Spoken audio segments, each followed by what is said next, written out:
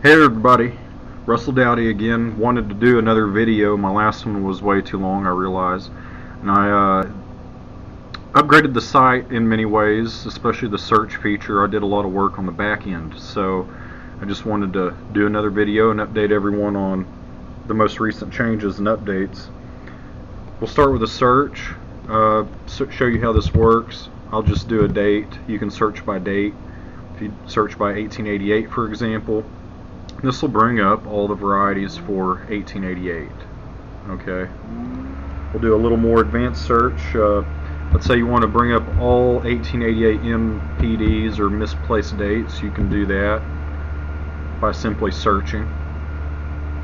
Okay, this is going to give us all the misplaced dates, 1, 2, 3, 4, 5, 6, as you can see, and it sorts them by variety name, so you don't have to go hunt them down.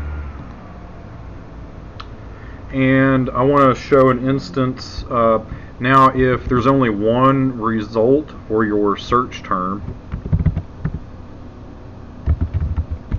then it will bring up that coin, and it'll take you directly there. And there she is, one of my favorite varieties, star variety from 1884. And also you can search by snow number and Poliquin number, which is probably the biggest update. So I'll do 1884 S1 to show you how that works. There you go. It's the only result. So we have 1884. We could do actually, let me do a Poliquin number. So we can do 1863 P36, and this is actually a really cool cud found by Charmy Harker. At least this is her coin. We're going to attribute it to her, at least I am. She sent this coin to David Poliquin to photograph. So there it is, 1863 cud, and you can tell the P number is right here. Okay. And I've also added this advanced cross-reference tab. Okay, now if there is a number, it will be listed under cross-references. If there isn't, then there won't be a number at all for it. But I added this extra tab here called advanced cross-reference, so you can come in here and see that there's actually not a number for this. Okay, and then obviously there's also the adverse and reverse notes tab, which can give you more information on each side of the specimen photographed. Okay, now I want to show how our listings are kind of cross-referenced. Okay, so what I'm going to do is 1870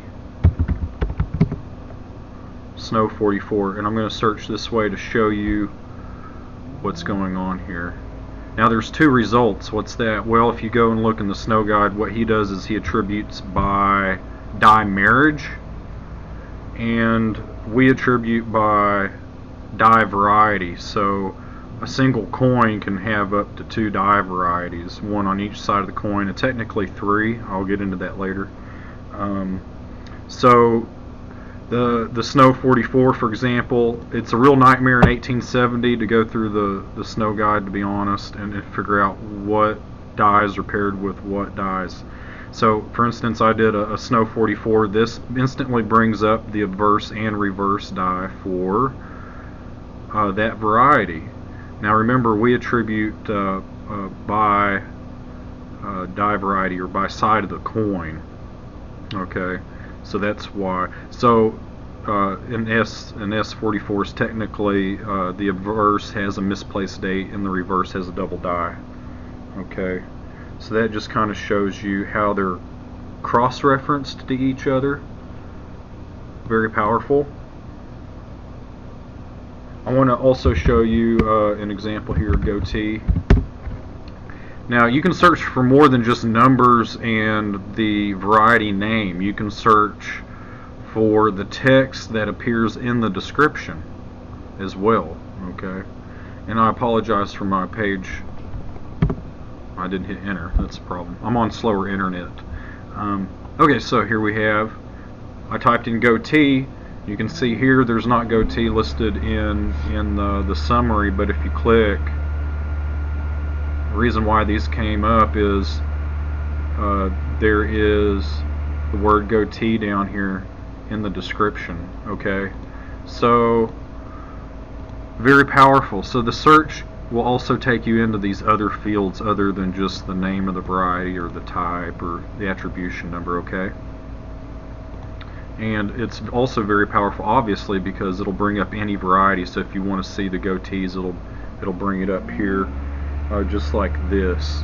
Now, there's another important reason to cross-reference varieties to each other, because often, especially with the repunch dates, they look very similar. Okay, so what I'm going to do here is go. I'm going to try to go directly to the 1896 repunch date 3, but you'll see, wait, it brought up 1896 repunch date 19. Well, why did it do that?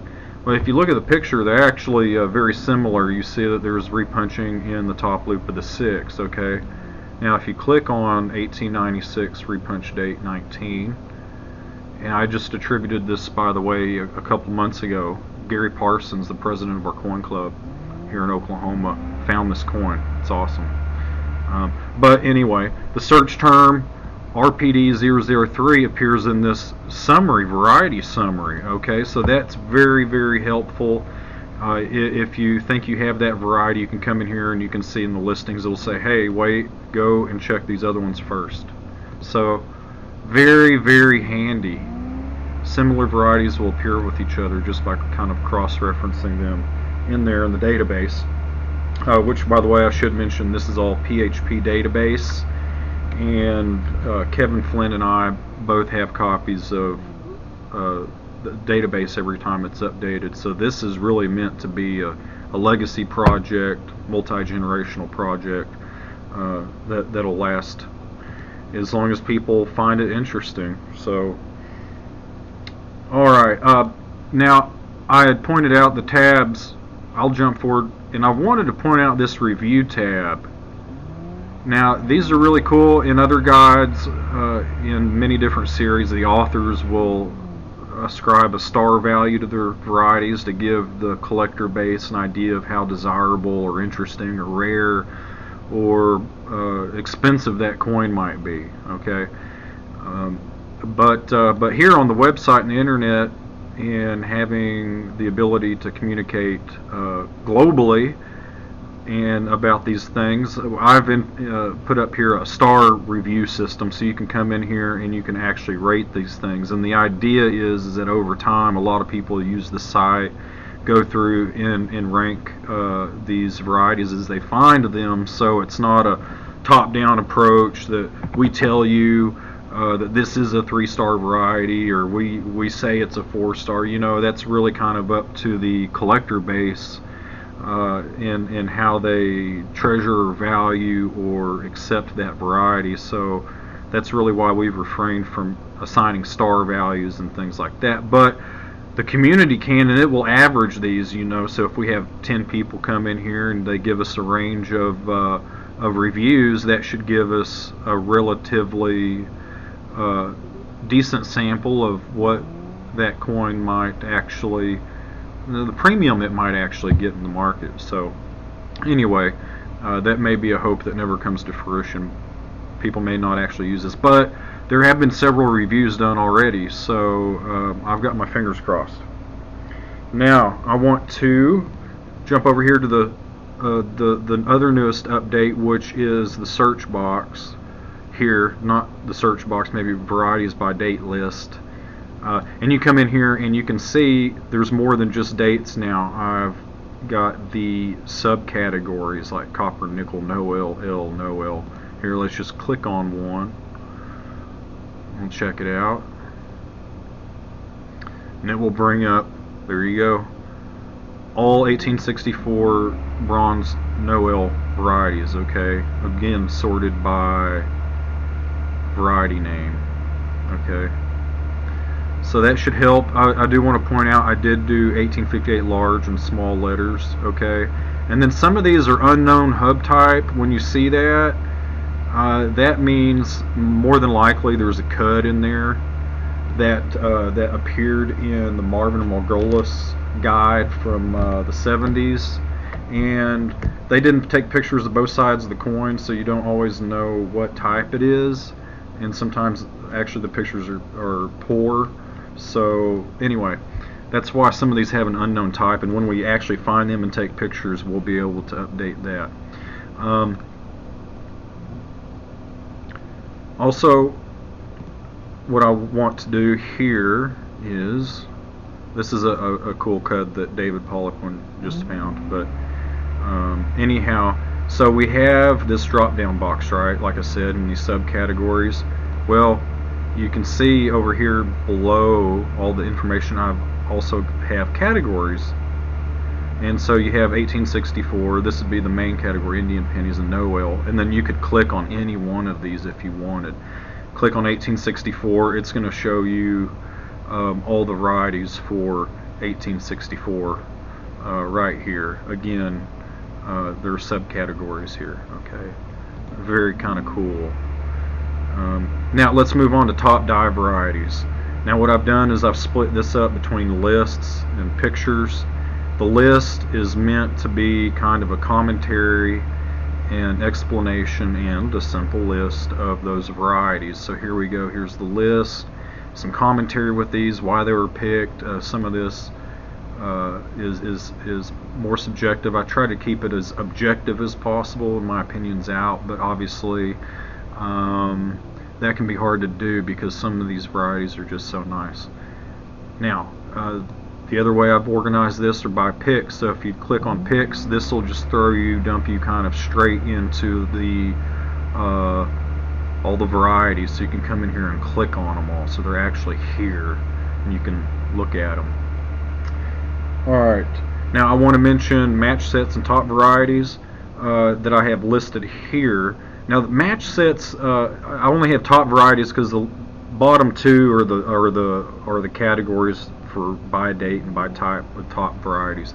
But really, this is for match sets. All of these in here are match sets, and what a match set is, they're varieties that are very similar to each other that may be collected in kind of smaller sets or subsets. One example would be the goatees, and so far we've only found two goatees in 1903 and 1907. And the 1903 has always been a relatively desirable example of a die variety. It's a die state, by the way. This is a die crack or chip that develops over time throughout the working life of the die. But the 1907 was discovered more recently, so this might be a more common die failure than we realize, and there might be more out there, and actually I think there is one in 1902. So keep your eye out. Also rusted dies, very cool if you want to collect. Now this is intended to list all the rusted dies that are available. I actually have pictures of the 01 and 07. Actually I don't have pictures, but I have the coins, so those will be coming up soon. But what I did want to show you here is that remember we have the categories by date and type and everything, but now we have tags as well. I've coded in these tag options. It's really neat. So if a variety is included in one of these match sets, it'll now appear here as a tag, rusted dies. And again, you could click on that tag, rusted dies, and that'll show you everything, all the varieties that have kind of been categorized into that match set. And so the idea is that this is kind of a more of a challenge, way beyond just a simple date set, collecting by date. Although if you did want to collect by date and variety, like I suggested, you might collect a top variety by each date up here. Okay, but these are kind of coins that are similar, and you should feel absolutely stupendous if you're able to achieve putting together one of these match sets, because these varieties typically are very rare, especially some of these digits in the field, digits in the portrait, Liberty's portrait. These can get kind of pricey and rare.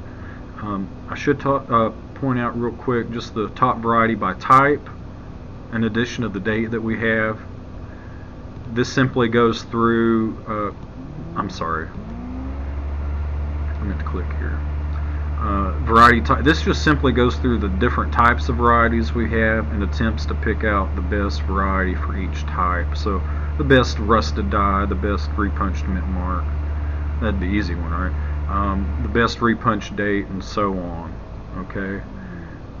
And these are the types all listed over here. So if you ever forget or you're confused on, well, what is that, you can just click over here.